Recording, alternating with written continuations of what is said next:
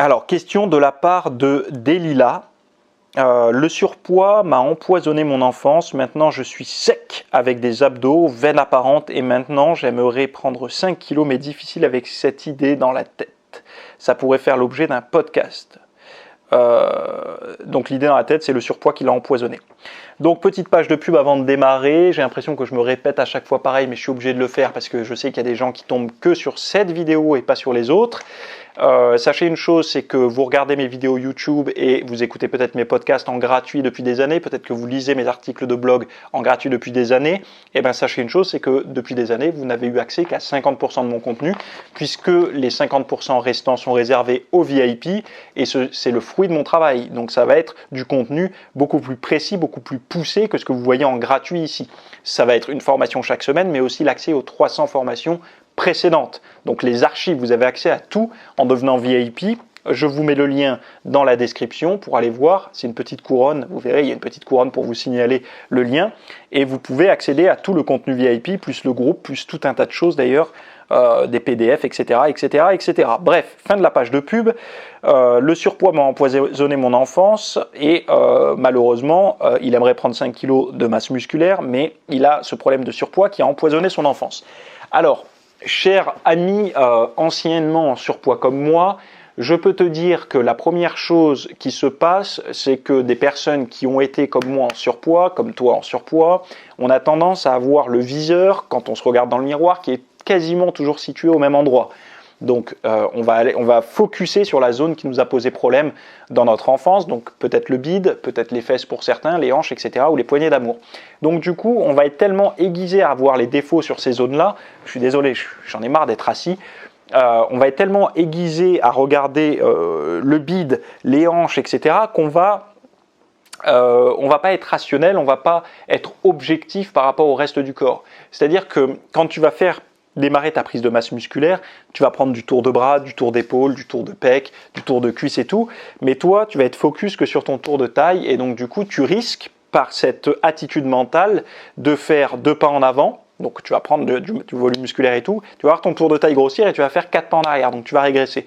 Moi, je te recommande une chose toute simple, vraiment, j'en ai déjà parlé récemment, mais vraiment une chose toute simple, c'est de caler ton focus, de vraiment de le déplacer, donc s'il est au niveau du bide, des résultats que tu vois au niveau de ton bide, de le déplacer au niveau de tes bras, de tes mensurations des bras, si tu souhaites prendre de la masse musculaire, au moins durant ta période de prise de masse. Dis-toi une chose, c'est que tu as réussi à perdre du gras, tu as réussi à perdre le gras que tu avais stocké depuis des années, tu as réussi par une sèche, comme tu dis, tu as réussi à le faire.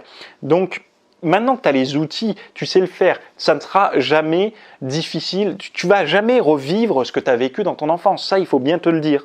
C'est pas possible puisque maintenant tu as les outils, tu as les outils pour être en forme, pour être sec, etc.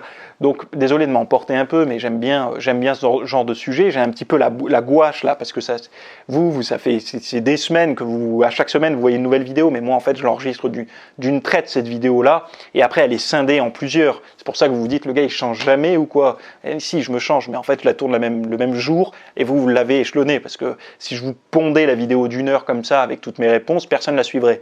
Donc voilà, les gens aiment plutôt les contenus courts, sur YouTube en tout cas. Et donc, ouais, comme je te dis, ça tu ne le revivras jamais. Tu pourras jamais revivre ça, parce qu'aujourd'hui, tu as les outils, en fait, tu l'as déjà vécu, donc tu as l'expérience d'une diète. 2, tu as certainement assaini ta diète, donc c'est-à-dire que le régime, enfin l'alimentation qui t'a conduit dans ton enfance à être en surpoids, était certainement composé de mauvais aliments.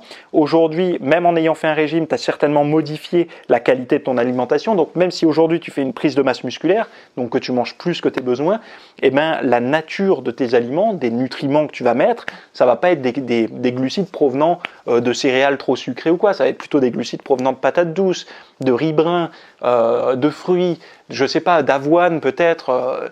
Donc fondamentalement, c'est différent. Si tu ne veux pas revivre les malheurs de ton enfance, ne reproduis pas le style de vie de ton enfance.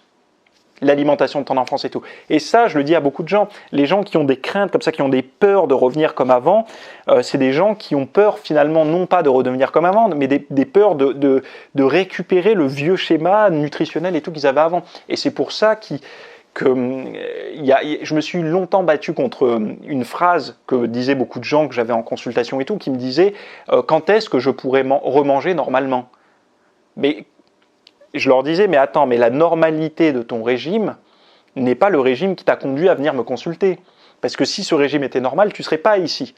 Donc tu ne remangeras pas selon la norme que tu avais avant. Tu vas manger selon la norme physiologique dont tu as besoin aujourd'hui.